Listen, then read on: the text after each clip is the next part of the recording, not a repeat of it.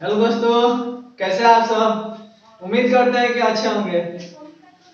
चलिए, हम लोग पिछले वीडियो में देखे थे कोशिका के बारे में और कोशिका की संरचना के बारे में। जो कोशिका क्या है और कोशिका की संरचना क्या है, कोशिका कितने भागों में बटा है। तो हम लोग देखे थे कि कोशिका 3 भागों में बटा था। पहला था वो कोशिका झिल्ली। पहला क्या था? कोशिका झिल्ली। कोशिका झिल्ली। और दूसरा था कोशिका द्रव्य। आप अपने बच्चों को कोशिका द्रव्य। और तीसरा था केंद्रक। यही हम देखे थे कि कोशिका की 3 संरचना होती है: कोशिका झिल्ली, कोशिका द्रव्य और केंद्रक। और इन तीनों के बारे में हम एक एक करके जानेंगे कि कोशिका झिल्ली क्या है, कोशिका द्रव्य क्या है और केंद्रक क्या है। कोशिका झिल्ली का काम क्या है कोशिका में, और कोशिका द्रव्य का काम क्या है और केंद्रक का काम क्या है। ठीक है, एक एक करके तीनों के बारे में जानेंगे। ठीक है, तो सबसे पहले हम लोग देख रहे हैं कोशिका झिल्ली। ये कोशिका झिल्ली होता क्या है और कोशिका में इसका काम क्या होता है। ठीक है, तो कोशिका झिल्ली ना कोशिका की सबसे बाहरी भाग होती है, चाहे वो जंतु कोशिका हो चाहे पादप कोशिका हो। ठीक है, ये कोशिका झिल्ली कोशिका की सबसे बाहरी भाग होती है। ये ना कोशिका के अंदर आने और जाने वाले अणुओं तथा परमाणुओं की देखरेख करती है। जो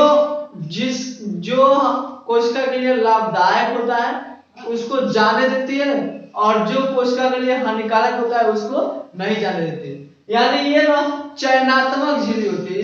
ये ना एक प्रकार की चयनात्मक झिल्ली है, मतलब कि चयन करती है कौन मेरे लिए सही है और कौन मेरे लिए गलत है। जैसे हम लोग का कोई कोई दुश्मन होता है ना, अगर दुश्मन हम लोग के साथ जाए तो हम जान जाएंगे ना कि मेरे लिए सही है कि गलत है, तो उससे हम लोग सतर्क रहेंगे। वही काम करती है कौन? कोशिका झिल्ली। कोशिका झिल्ली अणुओं तथा परमाणुओं को देखती है कि जाएगा कोशिका के अंदर तो उसको लाभ पहुंचाएगा कि हानि। अगर लाभ पहुंचाने वाला रहेगा तब कोशिका के अंदर जाने देगी, और लाभ पहुंचाने वाला नहीं रहेगा तो कोशिका के बाहर से ही लौटा देगी। तो इसलिए इसको हम लोग कहते हैं चयनात्मक झिल्ली। ये ना गेटमैन के तरह कार्य करता है। ठीक है, और दूसरा इसका काम होता है कि ये कोशिका का एक निश्चित आकार देता है। जैसे कौन सी कोशिका कितना बड़ी होना चाहिए उसका ये एक आकार देता है, एक शेप देता है कि इससे ज्यादा वो ना बढ़े। ठीक है, तो हम लोग कोशिका झिल्ली को देखिए। कोशिका झिल्ली क्या होती है? तो चयनात्मक झिल्ली होती है, और ये कोशिका को एक निश्चित आकार देती है। इसके अलावा ये पारगम्य झिल्ली होती है। पारगम्य मतलब होता है जो अपने में से अणुओं को आने दे चाहे जाने दे। ठीक है, पारगम्य का मतलब कि अपने में से अणुओं को आने दे नहीं तो जाने दे।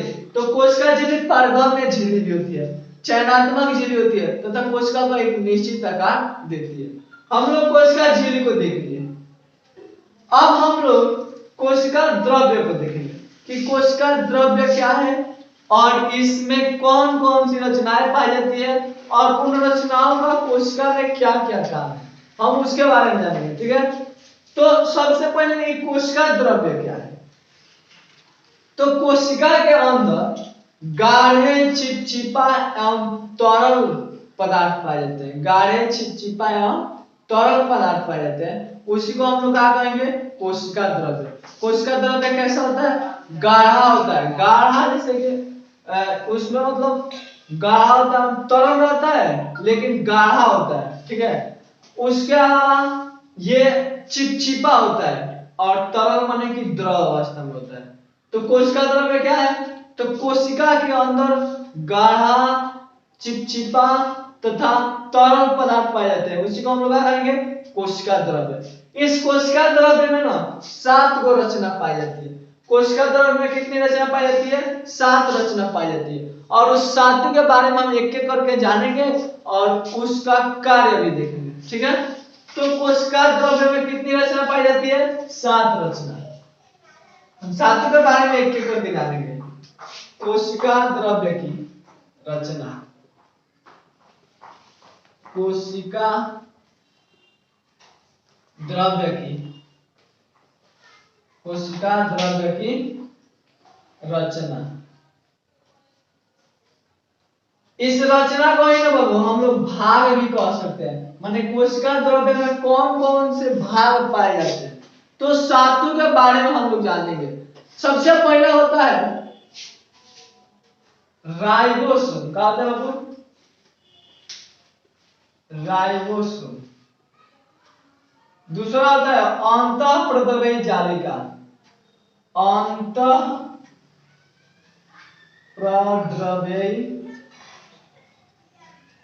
जालिका। तीसरा होता है गाल्जी उपकरण, गाल्जी उपकरण।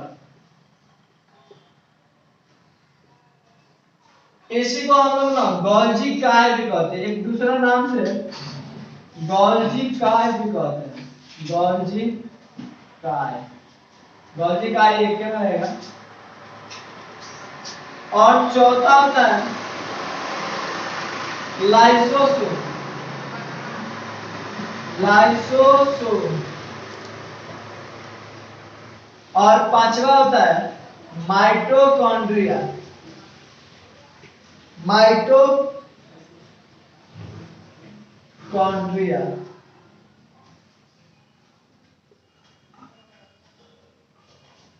और छठवां होता है लवक। और सातवां होता है रसधानी। तो कोशिका द्रव्य में हम देखिए कि कोशिका द्रव्य में 7 रचना पाई जाती है। पहला पाई जाती है राइबोसोम, दूसरा पाई जाती है अंतःप्रद्रव्य जालिका, और तीसरा है गाल्जी उपकरण, इसी को कहते हैं हम लोग गाल्जी काय। चौथा है लाइसोसोम, और पांचवा है माइटोकॉन्ड्रिया, छठवां है लवक, और सातवां है रसधानी। और इस सब के बारे में हम एक एक करके जानेंगे कि ये क्या होते हैं और इनका कोशिका में काम क्या होते हैं। 7 का ना अलग अलग काम होता है कोशिका के अंदर। ठीक है, तो सबसे पहला है राइबोसोम। ये राइबोसोम कहाँ पाए जाते हैं बाबू?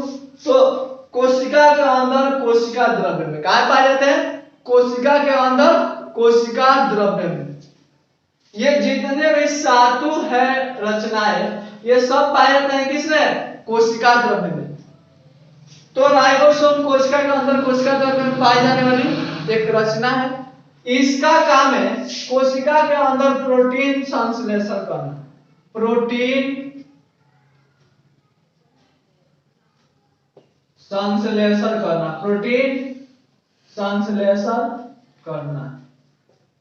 प्रोटीन संश्लेषण मीन्स होता है बनाना, संश्लेषण मीन्स बनाना, यानी ये प्रोटीन को क्या करता है? बनाता है। ये प्रोटीन को बनाता है कौन? राइबोसोम।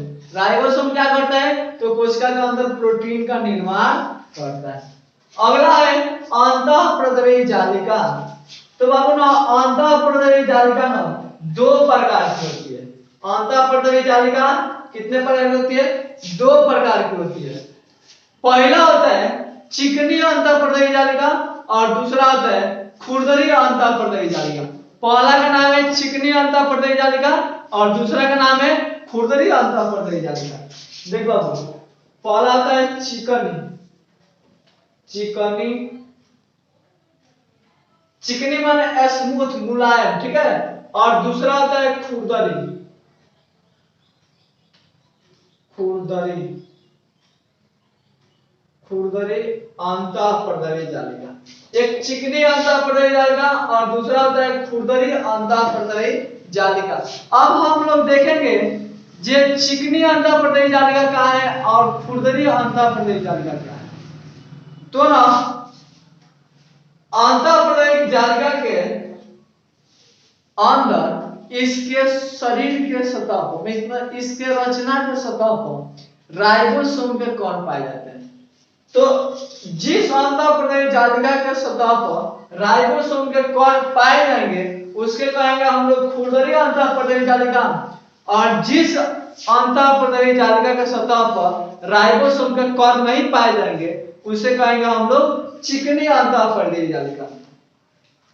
फिर से एक बार, जिस राइबोसोम के सतह पर जिस अंतःप्रदेही जालिका के सतह पर राइबोसोम के कण पाए जाएंगे उसे कहेंगे हम लोग खुरदरी अंतःप्रदेही जालिका, और जिस अंतःप्रदेही जालिका के सतह पर राइबोसोम के कण नहीं पाए जाएंगे उसे हम लोग कहेंगे चिकनी अंतःप्रदेही जालिका। हो गया। अब देखो बाबू, ये जो खुरदरी अंतःप्रदेही जालिका होता है ना, इसमें राइबोसोम के कण पाए जाते हैं। यानी ध्यान देना बाबू कि जब हम बताया ना कि राइबोसोम का कार्य है प्रोटीन संश्लेषण का निर्माण करना, माने प्रोटीन संश्लेषण करना, माने प्रोटीन बनाना, ठीक है। तो ध्यान दो, जब खुरदरी अंतःप्रदेही जालिका के सतह पर राइबोसोम पाए जाएंगे तो खुरदरी अंतःप्रदेही जालिका पर भी तो प्रोटीन का निर्माण होगा। आ समझ में? मतलब कि प्रोटीन का निर्माण कौन कर रहा है? राइबोसोम। और राइबोसोम कहां पाया जा रहा है? तो अंतःप्रदेही जालिका के सतह पर, यानी खुरदरी अंतःप्रदेही जालिका पर। तो जब वहां पे राइबोसोम पाए जाते हैं तो वहां पे भी तो प्रोटीन का निर्माण होगा। आ समझ में? चलिए आगे। और इसका काम है और भी, ये ना कोशिका को सहारा प्रदान करता है, मतलब कि मजबूती प्रदान करता है। आ समझ में? अगला हम लोग देखेंगे गोल्जी उपकरण या गोल्जी कार्य। आ समझ में? अगला हम लोग किसको देखने वाले हैं? गोल्जी उपकरण या गोल्जी कार्य। देखो ये भी कोई भारी ना है, एकदम आसान है। ये काम क्या करता है, जैसे कि हम लोग कहीं पे जाते हैं तो मिठाई हो गया या भोजन हो गया उसको पैक कराते हैं ना, वही काम ये भी करता है। ये क्या करता है? जो राइबोसोम प्रोटीन बनाएगा ना, राइबोसोम कौन? यानी अंतःप्रदेही जालिका, यानी खुरदरी अंतःप्रदेही जालिका पर राइबोसोम को कौन पाएगा? और जो प्रोटीन बनाएगा ना उसको क्या करेगा? ये जो गोल्जी उपकरण या गोल्जी कार्य है उसको खूब अच्छा पैक कर देगा, और पैक करके कोशिका के अंदर और बाहर लेके घूमेगा, जिसको जरूरत पड़ेगा उसको ले जाके दे देगा। आ समझ में? और ये जो होता है ना गोल्जी उपकरण या गोल्जी कार्य, ये ना इसका खोज कैमिलो गोल्जी ने किया। इसका खोज किसने किया? Camillo Golgi. कैमिलो गोल्जी, इसका खोज किसने किया? Camillo Golgi. और ये कैमिलो गोल्जी ने अपने ही नाम पर इसका नाम क्या रख दिया? गोल्जी उपकरण। उपकरण माने क्या होता है वो? उपकरण ये जैसे टीवी हो गया और पंखा हो गया, ये सब उपकरण है ना, उसी प्रकार ये भी एक प्रकार का उपकरण है, मतलब मशीन है। इसका भी काम है, क्या काम है? तो जो राइबोसोम प्रोटीन का संश्लेषण करेगा, यानी खुरदरी अंतःप्रदेही जालिका पे जो राइबोसोम होता है वो प्रोटीन का संश्लेषण करेगा, उसको ये क्या करेगा? खूब अच्छा तरीके से पैक कर देगा और कोशिका के अंदर और कोशिका के बाहर लेके घूमेगा और कहेगा ले लो प्रोटीन, ले लो प्रोटीन, जिसको जरूरत पड़ेगा उसको प्रोटीन दे देगा। आ समझे? तो इसका काम क्या है?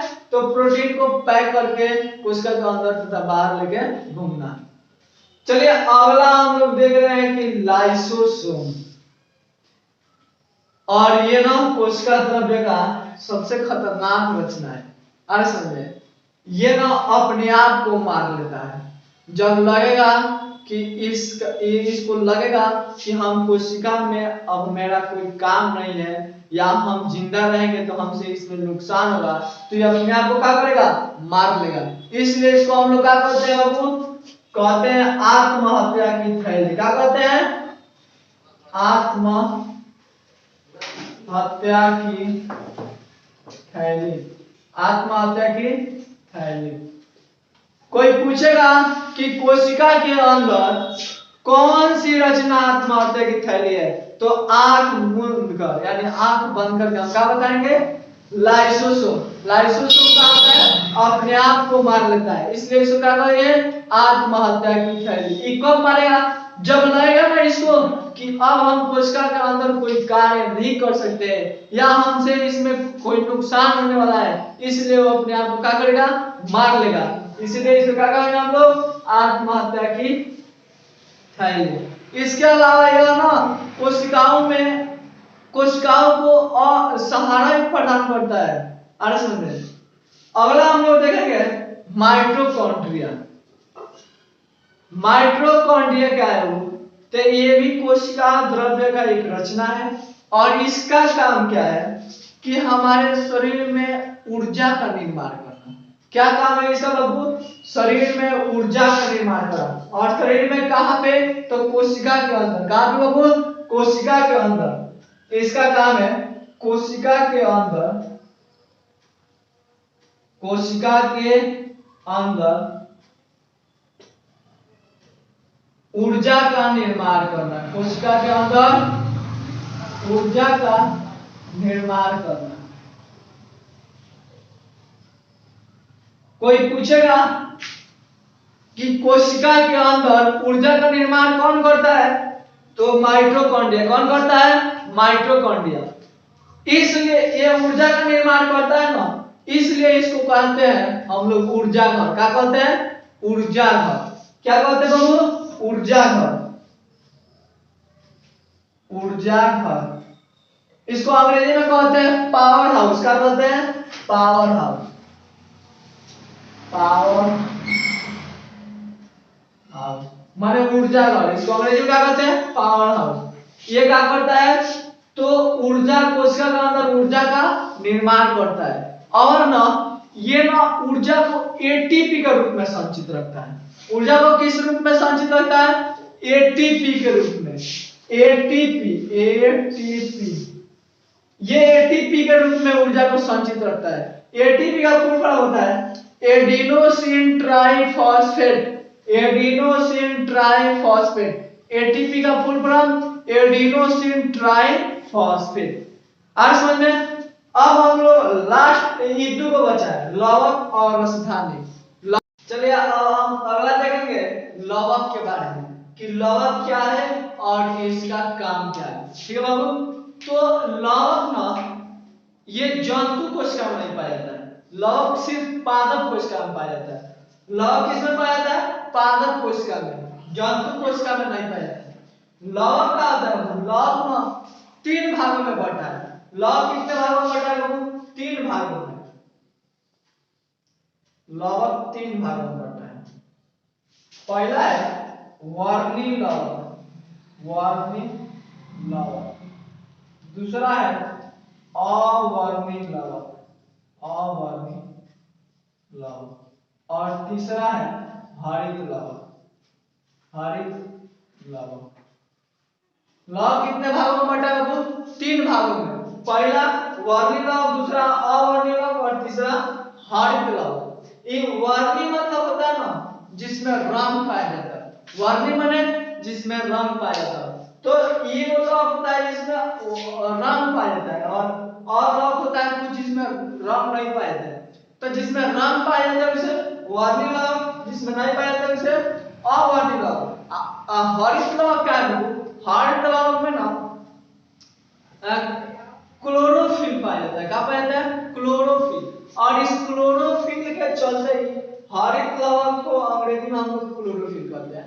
और इस क्लोरोफिल के चलते ही पत्तियों का रंग हरा होता है। हरित, तो कोई पूछेगा हरित लवक का रंग कैसा होता है? तो हरा होता है। कैसे? क्योंकि हरित लवक पत्तियों में पाया जाता है और पेड़ पौधे की पत्तियां कैसे हमको दिखाई देती है? हरी दिखाई देती है। आज समझे? तो लवक को कितने भागों में बांटे? तो वर्णी लवक, अवर्णी लवक और हरित लवक। वर्णी लवक क्या है? तो जिस लवक में रंग पाए जाते हैं उसे वर्णी लवक और जिस लवक में रंग नहीं पाए जाते उसे अवर्णी लवक। और तीसरा है हरित लवक। यह पौधे की पत्तियों में क्या करता है? तो उनकी पत्तियों को हरे बनाए रखने का काम करता है। कोई पूछेगा कि पेड़ पौधे की पत्तियां हरी क्यों दिखाई देती है? तो इस हरित लवक यानी क्लोरोफिल के चलते ही हरा दिखाई देती है। आज समझ में? अब देखेगा ये जो लॉक होता है ना, ये पेड़ पौधे के फूलों तथा बीजों के रंग में सहायक होता है। कोई कहेगा कि अगर फूल लाल रंग का हो रहा है या पीला रंग का हो रहा है या ग्रीन रंग का हो रहा है तो उसके लिए कौन सहायक होता है? तो लवक सहायक होता है। कौन सहायक होता है? लवक। लवक के चलते ही फूलों का रंग अलग अलग क्वालिटी का होता है तथा उनके बीजों का रंग भी अलग अलग क्वालिटी का होता है। किसी किसी का बीज काला होता है, किसी किसी का बीज उजला होता है, किसी किसी का बीज हरा होता है, ऐसे अलग अलग प्रकार के बीज होते हैं। तो सब में कौन रंग में कौन सहायता प्रदान करता है? ये लवक। लवक के चलते ही रंग का निर्माण होता है। किसमें? फूलों तथा बीजों में। आगे समझिए लवक किसमें पाए जाएंगे? तो लवक पाए जाएंगे सिर्फ पादप कोशिका में। किसमें पाए जाएंगे? सिर्फ पादप कोशिका। पादप कोशिका माने पेड़ पौधे की कोशिका में। ठीक है, अगला हम लोग लास्ट देखेंगे रसधानी। लास्ट क्या है? रसधानी। ये ना इसका काम है जल का नियंत्रण करना, माने कि कोशिका में जल की कितना मात्रा है, कितना मात्रा चाहिए, घटा या बढ़ा, कौन नियंत्रण करता है? तो रसधानी। रसधानी का काम क्या है? तो जल का नियंत्रण करना। और रसधानी कहाँ पाया जाता है? कोशिका द्रव्य में। तो कोशिका द्रव्य में पाए जाने वाले रसधानी का काम क्या है? तो चाहे कोशिका जंतु हो चाहे पादप कोशिका हो, दोनों में क्या करता है रसधानी? तो जल का नियंत्रण करता है। दोनों में क्या करता है? जल का नियंत्रण। तो आज के लिए हम लोग इतना ही देखेंगे। अगला नेक्स्ट वीडियो में हम लोग केंद्रों के बारे में जानेंगे और केंद्रों का भाग देखेंगे, केंद्रों का काम देखेंगे कि कोशिका के अंदर केंद्रों का क्या काम होता है। ठीक है, और ना और हम लोग उसके आगे और भी देखेंगे, लेकिन आज के लिए इतना ही। अगर आप सबको ये वीडियो अच्छा लगा तो लाइक करिएगा, सब्सक्राइब करिएगा और अपने दोस्तों के बीच शेयर करिएगा। और आप सबको कैसा ये वीडियो लगा कमेंट करके जरूर बताइएगा।